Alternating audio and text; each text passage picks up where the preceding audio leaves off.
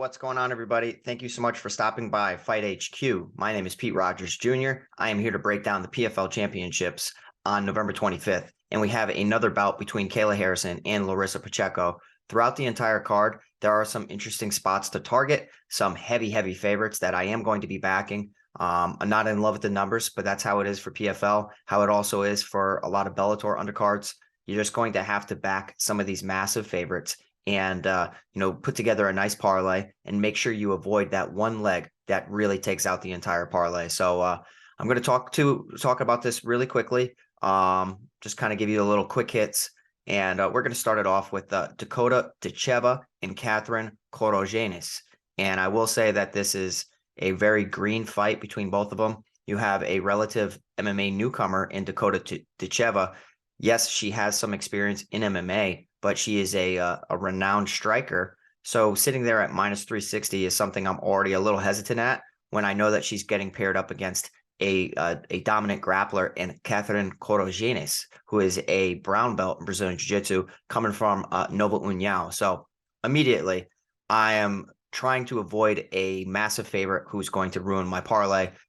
Thankfully, this is the first fight of the night. So if you do put her into your parlay and it busts, you can just create another one. I will probably be targeting the under if I'm targeting anything at all. The under 2.5 rounds sits at minus 150. I think from a striking standpoint and being a part of American Top Team, Dakota Tcheva is definitely going to be prepared for this bout.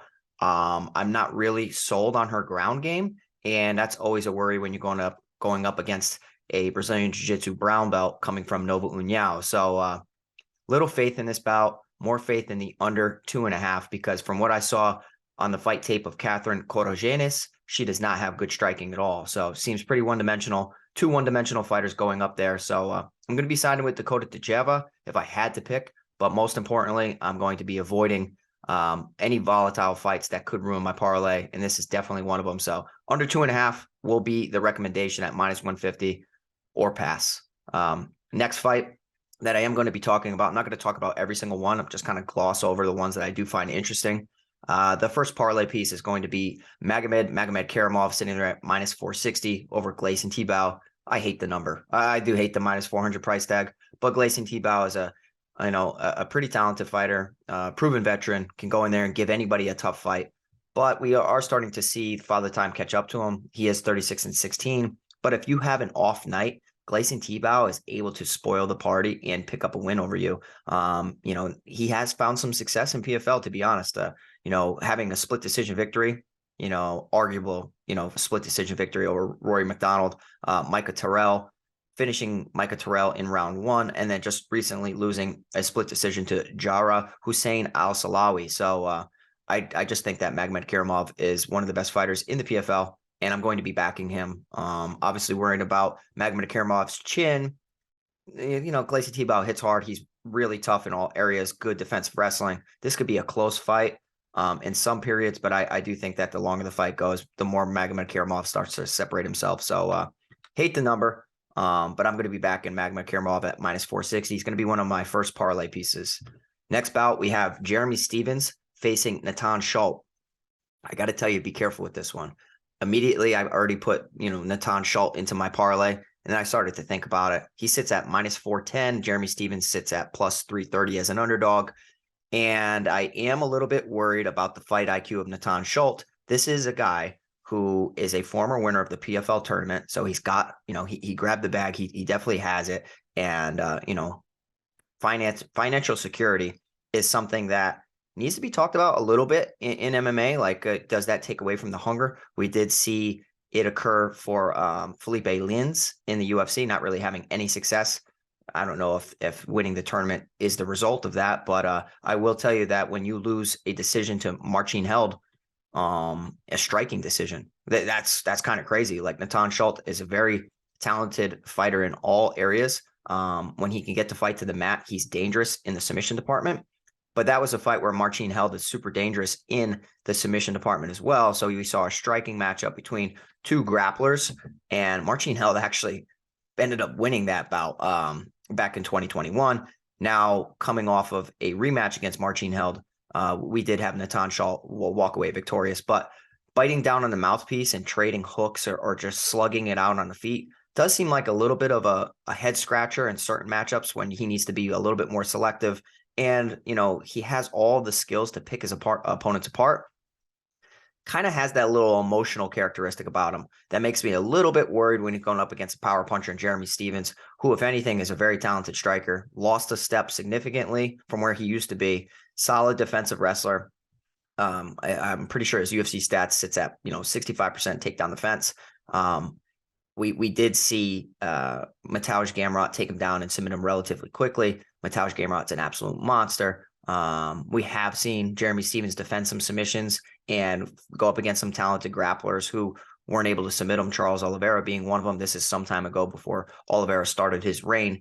But, I do think that the defensive grappling could make this a closer fight than it should be. Natan Schulte should walk away with an easy victory over Jeremy Stephens.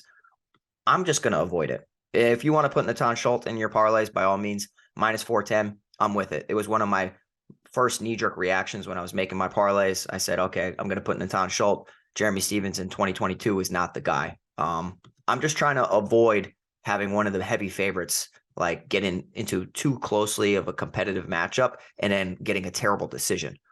So I'm picking Natan Schulte to win the bout, but I am going to be passing on the fight overall. Next up, we have Omari Akhmedov against Rob Wilkinson. Akhmedov is a guy that whenever he's going up against a power striker in 2022, he's live to get knocked out. He tires. He did look better in his previous performance. So this is a very interesting fight because of the experience of Akhmedov and how he can mix things together and make this an MMA contest. I just don't know if his cardio can hold up against Josh Silveira. Silveira, he looked pretty good in that matchup, and I'm pretty sure I picked against him. Theodoros Oxtolis, round 2 arm triangle, and a very nice knockout over Victor Pesta. So he's on a 3-fight winning streak. But prior to that, you had Jordan Young knock him out with a beautiful uppercut to ground strikes. Lost a split decision back in the UFC in 2021 over Brad Tavares. And Rob Wilkinson hits really, really hard. I understand why people will be a little hesitant on this pick. Coming from Australia, more of a Muay Thai fighter. So, not green on the ground, but definitely not a guy that you're going to have a ton of faith on if he gets put on his back. I think he's going to win this bout. I really do. I think he's going to beat Omari Akhmedov, and I think he's going to finish him. So if you want to be safe, the safe route could be the under 2.5, which sits at minus 160 based on the nature of both of these fighters. But I'm going to be siding with Rob Wilkinson. I think that he's going to, put Akhmedov away. I think he's going to hit him with some big shots. And the longer this fight goes, the more I think that Akhmedov is going to tire significantly. So give me Rob Wilkinson as a second parlay piece at minus 215. Now, the next bout, we have Delano Taylor against Sada Boucy. I am not betting on this fight. I think that Sada Boucy, I don't know how this fighter ends up, going through the tournament. And he's just a massive man who makes everybody fight him awkwardly. So I'm not really in love with his skill set. I think he's okay. And I don't mean to be any disrespectful towards him at all, but I think it's more so of his frame and his physicality than his skills. And when I look at Delano Taylor, he's dangerous offensively, but just got, knocked out against Magomed Karamov some time ago. But Delano Taylor, man, like he's the same guy that put away Rory McDonald. So he was able to rebound off that knockout defeat to Magomed Karamov and then knock out Rory McDonald in round 1, 3 minutes and 59 seconds. So I think that there is some worry in this matchup if you are backing Sada Boucy. It's probably going to be a striking about one where I'm just going to be, avoiding it and just kind of picking my spots throughout the card. Next, we have Marlon Moraes against Shaman Moraes. And this is not a part of the parlay at all, because if you include Marlon Moraes or Shaman Moraes a part of the parlay, you're crazy. If you wanted to do anything, you might want to target the under. But I wish it was an under 2.5. Obviously, Vegas knows what they're doing. It's under 1.5, sitting at minus 115. I don't recommend adding this to a parlay. Never mind adding a prop to a parlay. I'm actually going to be taking small money on Marlon Moraes. I know that he's looked terrible, and that was in the UFC, but in a lot of his fights, he's doing well until he's not. So at the end of the day, this is a results-based type of industry, and the results have not been there for Marlon Moraes. He's lost a step. His cardio is horrible. He's super dangerous in round 1.5. But outside of that, he's not the better minute winner in a lot of his bouts because he tapers off significantly. But Shayman Moraes is a guy that I'm not a believer of either. This is going to be a banger, and I'm going to be backing Marlon Moraes as an underdog. Small money, though, not a part of the parlay. Next bout, we have Aspen Ladd against Julia Budd. Another fight I'm not including a part of, into the parlay. Don't really know how Aspen Ladd's going to look in her debut. Never mind sitting there at almost a minus 230 favorite over Julia Budd, who is accustomed and acclimated to the PFL scene. You have a UFC fighter that had a ton of, a ton of buzz surrounding her for a long while in Aspen Ladd coming over to the PFL. And I do think that there's a skill gap between them, but the skill gap can be narrowed because of the physicality of Julia Budd. This could be a closer fight than it should be. One I'd rather just pass on. If Aspen Ladd is the fighter that we thought she was, she should walk away victorious. But it's a fight. Again, I'm passing on it. I'm okay with it. If you guys want to bet on it or you made some money on the early bouts, by all means. But yeah, this is a fight that I have no interest in.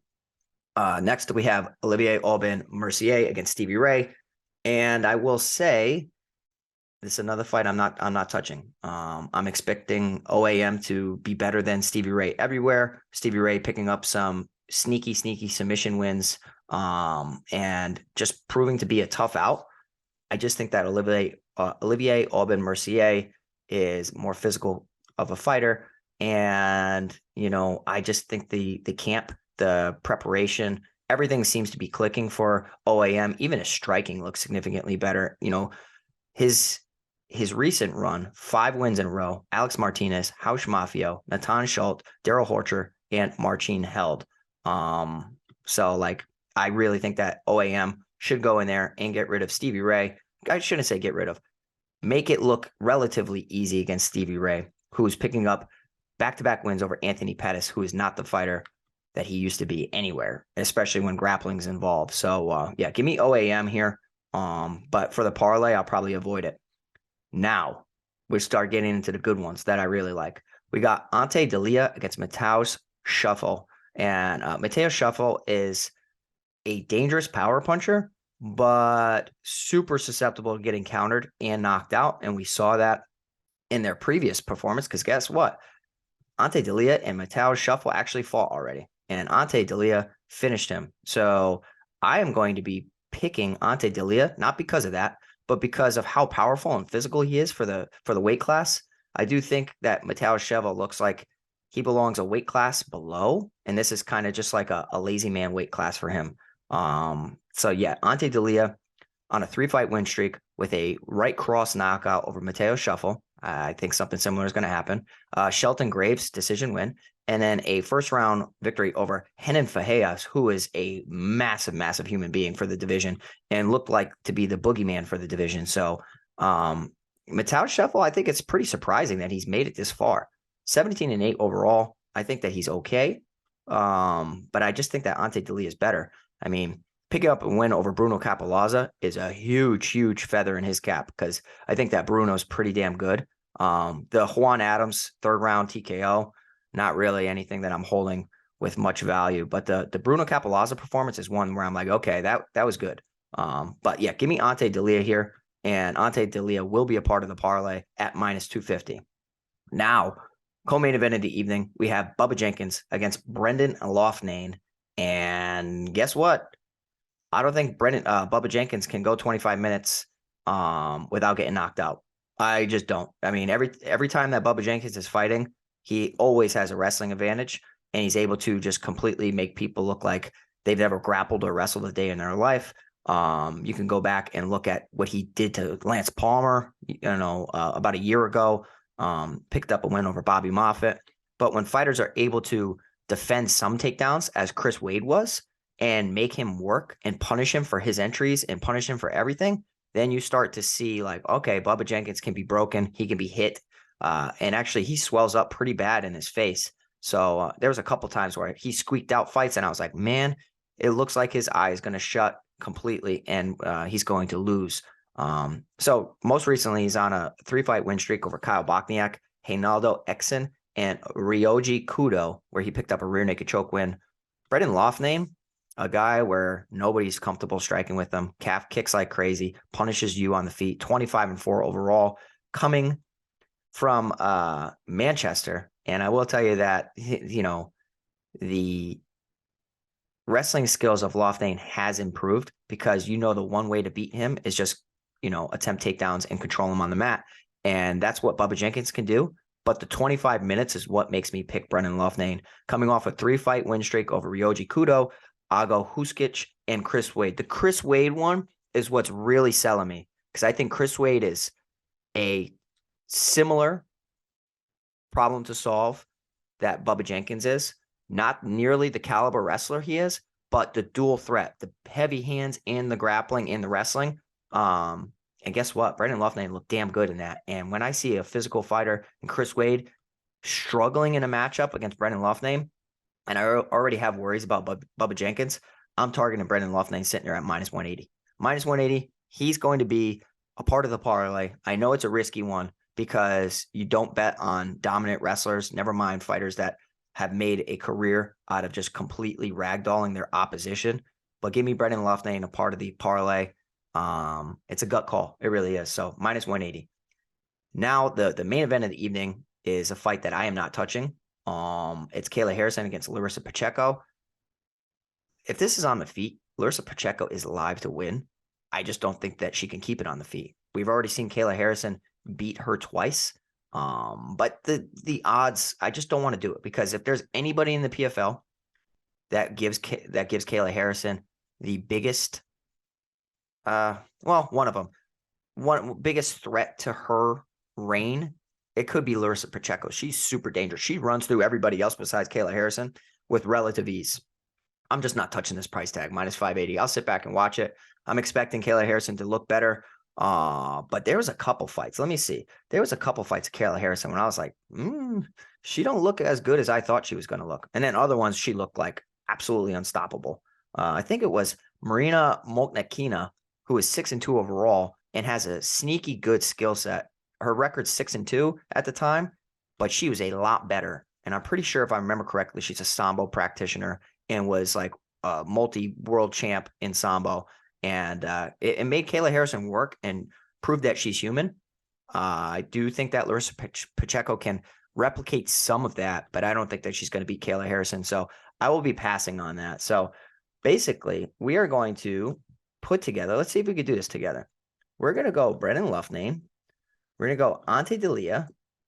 We're going to go Rob Wilkinson. And so that's a 3-fighter parlay right now that sits at plus 219. And then we're going to go Magomed Karamov.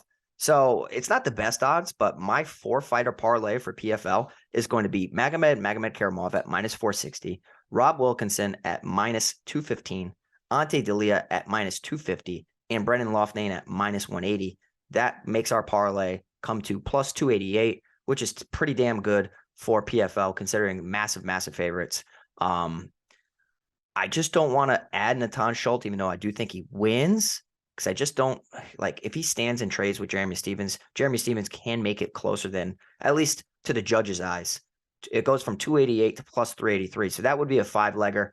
I'm okay with just sticking to the 4-leg and getting plus 288. So it's Loughnane, D'Elia, Wilkinson, Magomed Karamov. All right, guys, that is my PFL summary. Thank you guys so much for tuning in to Fight HQ, breaking down the PFL championships. My name is Pete Rogers, and Jason Floyd and I will do a daily fantasy show each week for the UFC cards coming up. In addition to that, we'll have Bellator and PFL coverage, and we'll also be mixing and matching with some FanDuel, DraftKings, and Prize Picks videos for you guys. If you could, please hit the like button, subscribe to the channel. Let us know if you love the video, love the content. Leave some comments in the chat. Have some discussion with us. Let us know your favorite bets for PFL. Probably some similar ones, probably some different ones. But yeah, I just want to have some discussion in the chat. So does Jason. And again, thank you guys so much. I will be back next week with Jason breaking down the UFC card. But again, Pete Rogers, so thankful that you guys stopped by Fight HQ, and have a great day. Thank you.